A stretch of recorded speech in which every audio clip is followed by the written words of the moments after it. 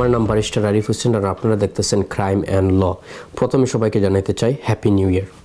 আমরা আজকে যে এপিসোড যেটা কভার করব এটা আমরা ফিউ টাইমস এর আগে কভার করছি এনআরবি টিভিতে এই প্রোগ্রামে, বাট টু মাচ না। এই টপিকটা মনে করেন আমাদের এই যে ডোমেস্টিক অ্যাসল্ট ওই রকম কোনো পপুলারিটি না, আর এটা নিয়ে কথা বলতেও মানে একটু লজ্জা শর্মের ব্যাপার আছে, যেটা makes sense religious point of view থেকে। সবই ব্রেকডাউন করবো এই এপিসোডে। আমি বলতেছি ইম্পেয়ার্ড ড্রাইভিং।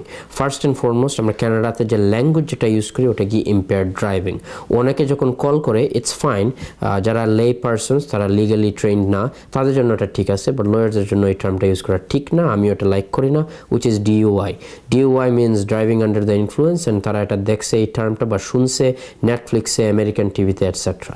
আমেরিকাতে এই টার্ম ইউজ করা হয়, নো প্রবলেম, বাট কানাডাতে না। There is no such thing as DUI in Canada. কানাডাতে আমরা কেউ এটা বলি impaired 80 or over 80 milligrams. Over 80 milligrams of alcohol found in 100 milliliter of blood. Legal definition. প্রথমেই বলছি এটা একটা সেন্সিটিভ টপিক। আমরা বাংলাদেশি বলতে আমাদের সবাই যে মুসলমান এরকম কোনো কথা না।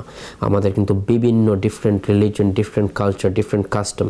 কেউ রিলিজিয়াসলি প্র্যাকটিস করতেছে ইসলাম, কেউ করতেছে না, বাট রিগার্ডলেস ইম্পেয়ার্ড ড্রাইভিং যেটা হয়েছে কি যে আপনি যদি কোনো কনভেয়েন্স মুভ করতেছেন, আমি কনভেয়েন্স বলতেছি because it doesn't mean it's always a vehicle.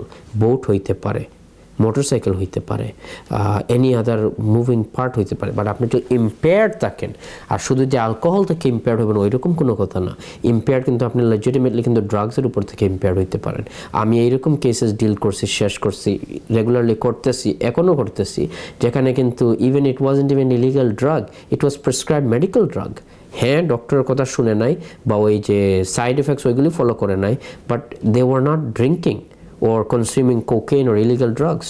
No, it was prescribed drugs. So ওইগুলি অনেক দরকার আর্লি অন থেকে বের করা, যেহেতু জাজ অ্যান্ড ক্রাউন আন্ডারস্ট্যান্ড করে যে এটা কী ধরনের কেস। রিগার্ডলেস অফেন্স যেটা, তুমি ইম্পেয়ার্ড হয়ে ড্রাইভিং করতে পারো না, you are gonna make terrible decisions. Impaired driving is the number one cause of death in Canada. আর এইটা হয়েছে কি খুবই খারাপ, okay, because যেটা করতেছেন আপনি রাস্তায়, first of all you're putting yourself at risk, and second of all you're putting everyone else at risk. Economical point of view থেকে আপনি চিন্তা করেন, এখন তো উবার আছে, লিফট আছে, এগুলি সব আছে। যখন এটা ছিল না, যখন ট্যাক্সি ক্যাবই ছিল, আচ্ছা আমি মানলাম taxi cab expensive, more expensive than Uber, more expensive than TTC or go bus, no problem.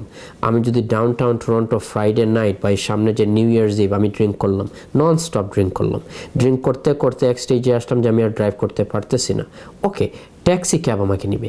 Taxi cab কত নিবে ডাউন টাউন থেকে টরন্টোতে আসতে? আমি তাকে স্কারবোরোতে $50 নিল, আচ্ছা মানলাম এটা নিউ ইয়ার্স, এটা surge pricing etcetera, I don't care, $100 নিবে, নিল $100, অনেক টাকা, I know, I am sorry. একটা লয়ারের কাছে যান এখন ইম্পেয়ার্ড ড্রাইভিং ফুললি ট্রায়ালটা ডিফেন্ড করতে, অটোমেটিকলি আপনি গিলটি হন না হন, যখনই আপনার ইম্পেয়ার্ড ড্রাইভিংয়ে অ্যারেস্ট হবেন, নট গিলটি, অ্যারেস্ট হবেন, তখন থেকে ফর 90 days অটোমেটিকলি আপনার লাইসেন্স সাসপেন্ডেড। আপনি রিয়েলটার হইতে পারেন, আপনি লয়ার হইতে পারেন, আপনি অনেক কিছু হইতে পারেন। এই 90 days আপনি যে ড্রাইভ করতে পারবেন না, ওইটা আপনাকে কী ধরনের ইকোনমিক্যাল বা ফাইন্যান্সিয়াল বার্ডেন ক্রিয়েট করবে।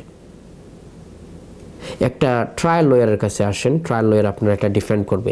ইম্পেয়ার্ড ড্রাইভিং তো number one cause of death, and পুলিশও খুবই কেয়ারফুল, খুবই টেকনিক্যাল যখন আপনাকে এটা অ্যারেস্ট করবে। এটা এত ইজিলি না যে রাইট অফ এটা রেজলিউশন হয়ে যাবে, ফিনিশ হয়ে যাবে ওই ডোমেস্টিক অ্যাসাল্টের মতো। It's completely different. এটা ইউজুয়ালি ট্রায়ালে যাবে, শুধু ট্রায়ালে যাবে না, ভালো যদি লয়ার হয় ওখানে চার্টার আর্গুমেন্ট ক্রিয়েট করতে হবে, আর্গুমেন্ট করতে হবে, অনেক কিছু। You are looking at about a 2-day trial full. Interpreter লাগে আরও মোর টাইম। ওই ট্রায়াল ডেটটা আসতে আসতে 1 year to 1.5 year time. Cost $10,000 more. Every lawyer is different, জানি না কী ধরনের চার্জ করবে, but something in that ball park. এই যে $100 যেটা বিগ অ্যামাউন্ট ছিল ফর ট্যাক্সি ক্যাব, এটা কিন্তু এত বিগ না এনিমোর, ইজ ইট? এটাই হলো আমার পয়েন্ট। আপনারা ইম্পেয়ার্ড ড্রাইভিং করবেন না, বাট এই ইম্পেয়ার্ড ড্রাইভিং থেকে একটা মেইন জিনিস আমরা না ডিসকাস করলে ঠিক না। ম্যাক্সিমাম টাইম আমার অফিসে যখন ক্লায়েন্টসের সাথে ডিল করি, স্পেশালি আমাদের কমিউনিটি থেকে যখন ক্লায়েন্টদেরকে ডিল করি, one of the biggest things I have to do frequently every single day is education, actually legal education. এর জন্য কিন্তু আমার এইরকম প্রোগ্রাম করতে ভালো লাগে, যে ওখানে আমি শুধু একটা ক্লায়েন্টকে এডুকেট করতে পারি, এখানে আমি ব্রডলি পাবলিককে সবাইকে একসাথে এডুকেট করতে পারি, because it's important for all of us. এটা জাস্ট ইম্পেয়ার ড্রাইভিংয়ে রিলেটেড না, what I am about to say, এটা কিন্তু এভরি সিঙ্গল কেসে রিলেটেড, আর এটা আমার রিপিট করতে হয় multiple Times in a day. একটা কমন আনসার হলো কি, ভাই পুলিশ আমাকে ওই দিন যে ফ্রাইডে নাইট ধরছে ইম্পেয়ার ড্রাইভিংয়ে, কমপ্লিটলি ভুল। দেখেন আমি মুসলমান, আমি ড্রিঙ্ক করি না, ইনফ্যাক্ট আমি মসজিদে প্রেয়ার্স লিড করি, তো যেহেতু আমি ড্রিঙ্ক করি না, ইম্পেয়ার লিড করি, এর সিস্টেমে কী আসছে আই ডোন্ট কেয়ার, আমি তো ড্রিঙ্ক করি না।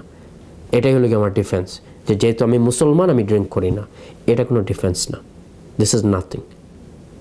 শুনেন ভেরি কেয়ারফুলি, কানাডাতে ক্রিমিনাল ল যখন চার্জেস যখন লেড হয়, কেউ বলতেছেন না যে আপনি গুড পারসন না, কেউ বলতেছে না যে আপনি ইমাম না, কেউ বলতেছে না যে আপনি প্রেয়ার লিড করেন না, সবই ঠিক আছে।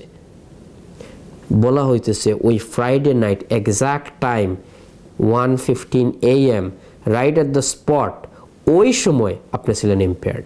কেন ইম্পেয়ার্ড ছিলেন, কীভাবে ছিলেন, or why your driving being impaired, ওইটা অন্য বিষয়। অ্যালকোহল হইতে পারে, না হইতে পারে, জানি না কি হয়েছে, বাট এটা পুলিশের অ্যালিগেশন। এখন আপনি এটা ফাইট করতে হবে, এটা আপনার চার্টার ডিফেন্স রেজ করতে হবে, আপনার একটা ভালো লয়ার নিতে হবে, এটা ট্রায়ালে ডিফেন্ড করতে হবে।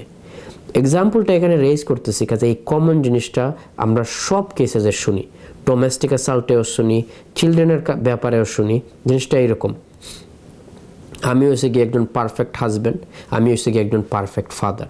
আপনি যদি ড্যানফোর্ড থেকে যদি 10 জনকে যদি আস্ক করেন তারা এটা বলবে। ওকে, আপনি জানেন না আমি বাংলাদেশে অনেক কিছু, কানাডাতে আমি অনেক কিছু, আর আমার ব্যাপারে অনেক ভালো ভালো রিপোর্ট আপনি পাবেন। কেউ বলে নাই যে আপনার ব্যাপারে খারাপ রিপোর্ট আছে, আমি অ্যাসুম করে নিতেছি আপনার ব্যাপারে ভালো রিপোর্ট আছে, সবই ঠিক আছে। যেটা বলা হইতেছে যে ওই ডেটে ওই টাইমে বেডরুমে একা যখন ছিলেন, যখন আর কেউই ছিল না এই দুনিয়াতে, আপনি আর আপনার ওয়াইফ একা ছিলেন, ওই সময় আপনি আপনার ওয়াইফকে থাপ্পড় মারছেন।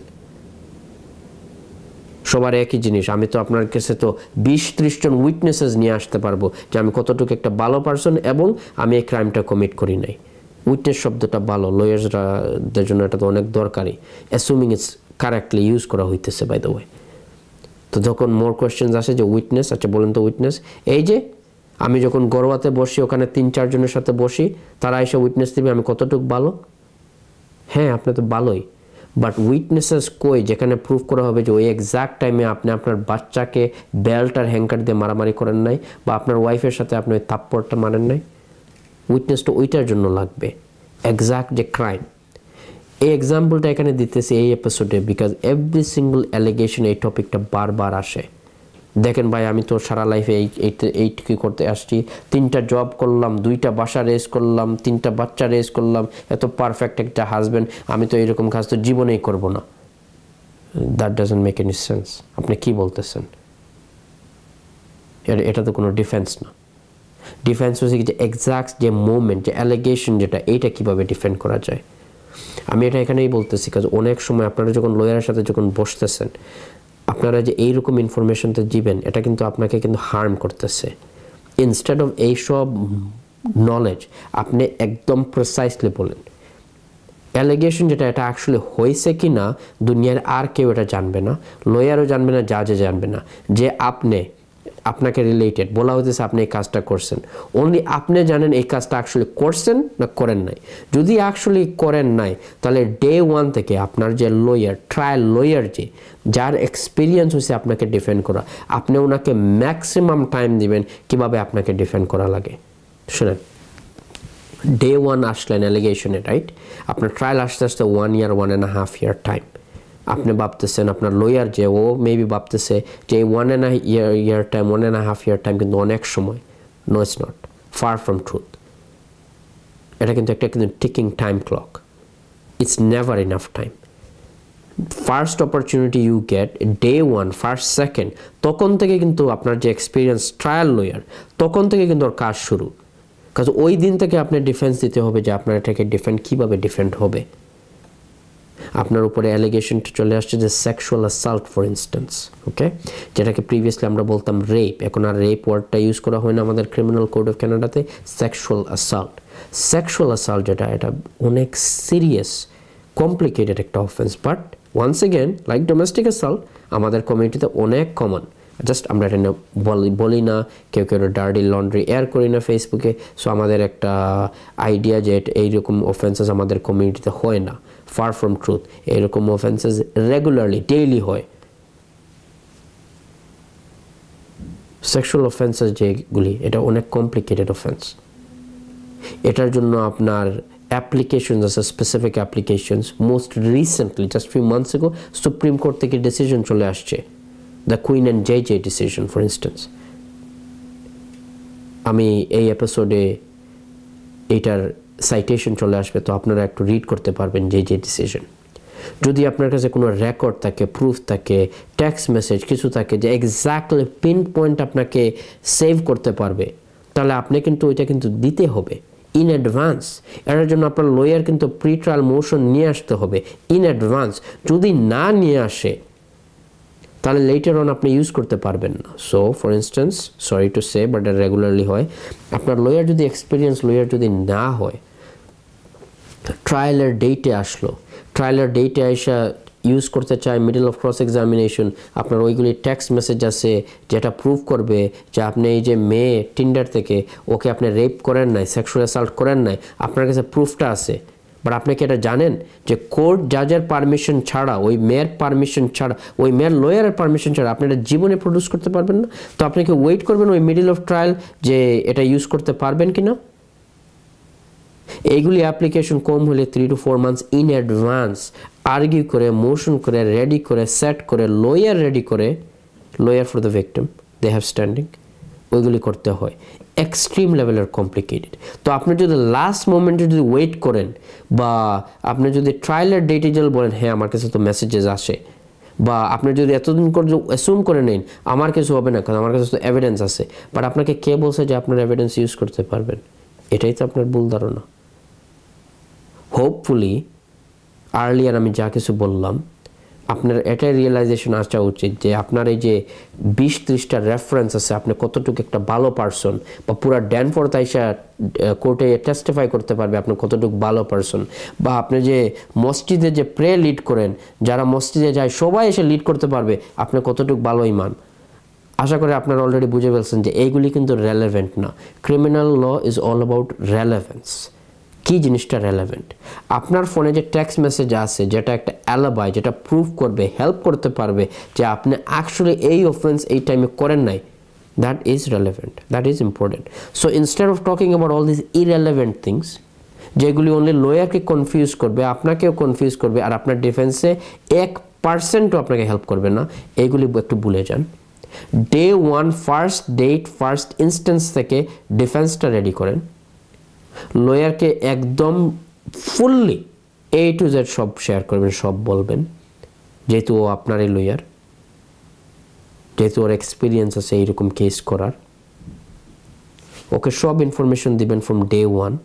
তো আপনার যে ডিফেন্স যেটা ওটা ক্রাফট করবে, কমপ্লিকেটেড ডিফেন্স যেগুলি অনেক টাইম লাগে, এনার্জি লাগে, 1 year 1.5 year ইজ নাথিং।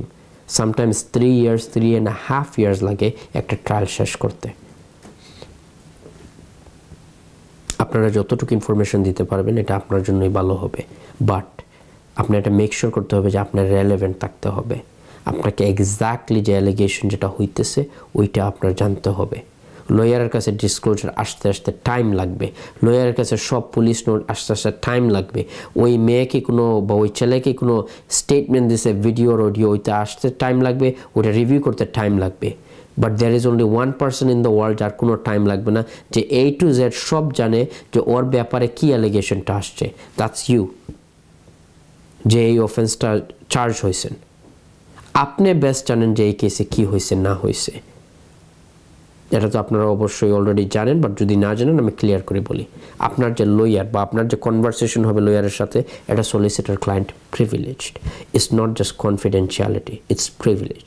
ওই লয়ার বাধ্য by law, ethical law society, ও জীবনে এটা শেয়ার করতে পারবে না, ওইটা আপনার এগেনস্টে কোনোদিন ইউজ করা লাগবে না। আমি এইরকমও কথা শুনছি যে ক্লায়েন্টরা লয়ারের অফিসে কিছু ডিসকাস করলে তারা নাকি ভয় পায় যে লয়ার পরে যেটা ব্ল্যাকমেল করে তাদেরকে এগেনস্টে ইউজ করবে। আমি বুঝতেছি না আপনারা কি কানাডায় আছেন না অন্য কোনো দেশে, এটা তো জীবনে অ্যালাউড না।